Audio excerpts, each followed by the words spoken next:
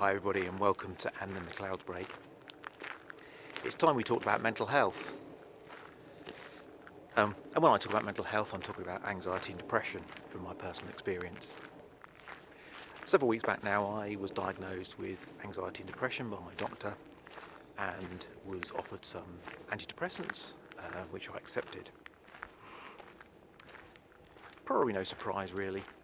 This has built up in me for a number of months, possibly even years looking back in hindsight, and I reached a critical mass where I went from sitting in a pub chatting to somebody to going home, everything being grey and being curled up on the bed in a ball, crying my eyes out. Depression and anxiety, they eat away at your self-esteem and your confidence. They make you feel, well, if I own it, they make me feel worthless and that I have nothing to offer, that I have no skills, that I have no future. And I'm sure there's a dollop of imposter syndrome in there too. It has impacted, had started to impact, almost every aspect of my daily life. To the point where the anxiety would give me physical sensations, pins and needles in my hands and fingers, palpitations, shortness of breath. I'd wake in the night drenched in sweat, and that with the depression, so the sense of heaviness and doom, which would mean I'd be waking, for the day it was 2:45 in the morning, so struggling to get a good night's sleep and feeling exhausted. Now, and I appreciate some people with depression get the other way around and they want to sleep all day. I get sleep disturbance. So the antidepressants, I'm several weeks in, and I think they're starting to take some sort of effect. But it's interesting that there is still this massive stigma around mental health, particularly in men. Now, whilst I think that's improved and there's much more openness, it's worth noting that in 2018 in the UK, over 6,500 people took their own lives, of which 3/4 of those were men. Now, quite why men find it so difficult to open up and to seek help, I don't know. I've been hugely fortunate that I've had support from the NHS via a service called Healthy Minds, and also my GP has been fantastic, and I've also had the support of my family and my partner and a group of friends who have been nothing short of amazing.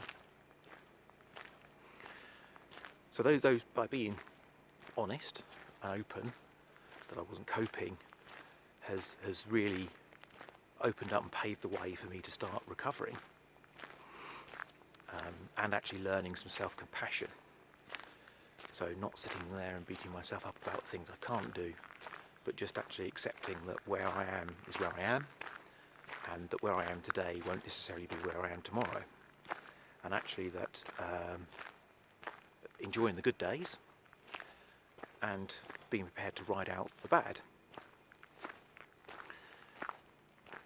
But I think the stigma is partly that people see it as a sign of weakness. If they say, I'm struggling to cope with, it might be a major life event, or it might be a combination of smaller events. It might be something like losing a job, it might be a bereavement or the end of a divorce. They're all things that happen, and they're all difficult to deal with. But there's still a perception persists that there is an element of weakness around that. Now, I'm going to be quite honest here. I don't in any way, shape or form see myself as weak.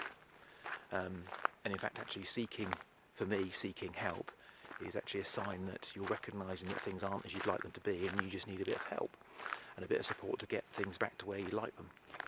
If I was going to load a lorry with a 3-piece suite, I wouldn't do it on my own. I'd get someone to come and help me and lift one end for me. And that's really how I see asking for help and support. And that's really what I just put out there. I mean, whilst I'm on antidepressants, there are other ways of helping. There are talking therapy, so just counselling and therapy. There are cognitive behaviour therapy, CBT. So there are numerous ways of helping yourself to start moving forwards. But that's my advice, if I'm anyone to give advice, is if you are struggling and you feel in any way, shape or form overwhelmed, just talk to someone. It's really important that you do that. Just reach out and talk to someone. It might be a friend, it might be a relative, but it might be a medical professional, or it might be one of the many charities that support. Because you're not alone. You're not alone in how you're feeling right now. And actually that, for me, has been a huge turning point. Now, by being honest about things, I've been overwhelmed with some of the messages that people sent me. I didn't put it out there because I wanted people to give me those messages, but people have shared things, people have offered encouragement, people have offered phone numbers, which is absolutely amazing. So you feel more cared because the illness makes you feel that you're not cared for. I'm also hoping it's to break down that stigma a bit in my own small way. But actually the most surprising element for me has been the fact that by just becoming honest about it, I no longer have to spend energy maintaining a facade that everything inside is okay, when it's not okay. So actually I don't feel obliged to do things if I'm not feeling great.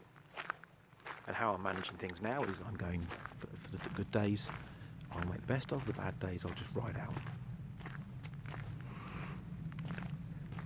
Because I know I'll get to a point where I will feel much better. So I'll link some places you can get some help below. But that's really a heartfelt plea from me, is that if you do feel that you need support, if you feel overwhelmed, go and get that support, go and get that help. There's no stigma, you're not weak in doing that, you're taking responsibility for your life. And that's perhaps the most empowering thing that anyone can do, is to own their life, own the problems in their life. Anyway, I hope in some way this has proved helpful, but best of luck to you. Cheers, bye-bye.